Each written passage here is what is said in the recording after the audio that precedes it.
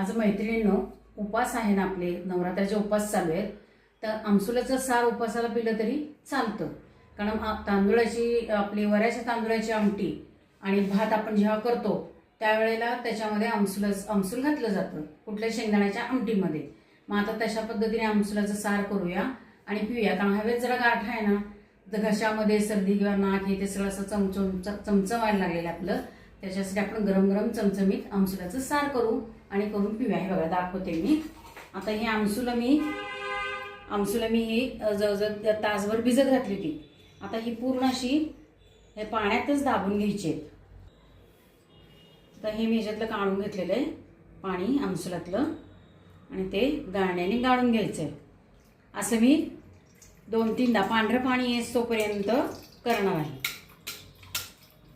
साधारण असं 2.5 ते 3 वाट्या त्यातनं पाणी निघालेलं आहे. हे आपण पूर्ण गाळून घेतलेलं आहे. आता ते गॅसवर गरम करत ठेवणार आहे आणि ह्याला आपण तुपाची फोडणी द्यायची आहे. आता याच्यामध्ये काय करायचं, गरम करताना मंद गॅसवरती मीठ आणि साखर घालायची आहे. त्याच्यात तुम्हाला पाहिजे त्याप्रमाणे चवीपुरतं मीठ घाला आणि साखर घालायची. आमसुलं जशी आंबट असतील त्या पद्धतीने अंदाजाने साखर घालायची. त्याच्यात त्याच्यामध्ये कोथिंबीर टाकायची. जर तुम्हाला सूप पिताना काही मध्ये आलेलं आवडत नसेल तर कोथिंबीर नका घालू, पण मी हे कोथिंबीर घालून घेणार. आणि आता हे आपण थोडंसं गरम करत ठेवायचं आहे. आता इथे मी फोडणीचं भांडं ठेवलेलं आहे. त्याच्यामध्ये चांगले मोठेसे 2 चमचे तूप घालायचे. त्याच्यात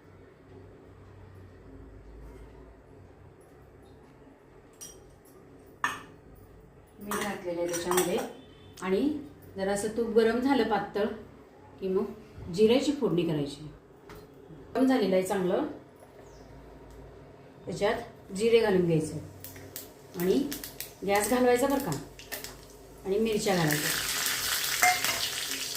मिरची तिखट असेल त्याप्रमाणे अंदाजाने टाकायची. मी 2 मिरच्या मोठे तुकडे करून टाकलेले आहेत म्हणजे आपल्याला चमच्याने काढता येतात.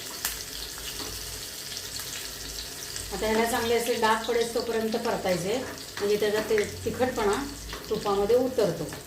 आता गॅस तर घालवलेला आहे आपण. आता हे फोडणी आपली छान तडतडली, जिरे छान झालेत. आता ह्याच्यावरती फोडणी घालून घ्यायची.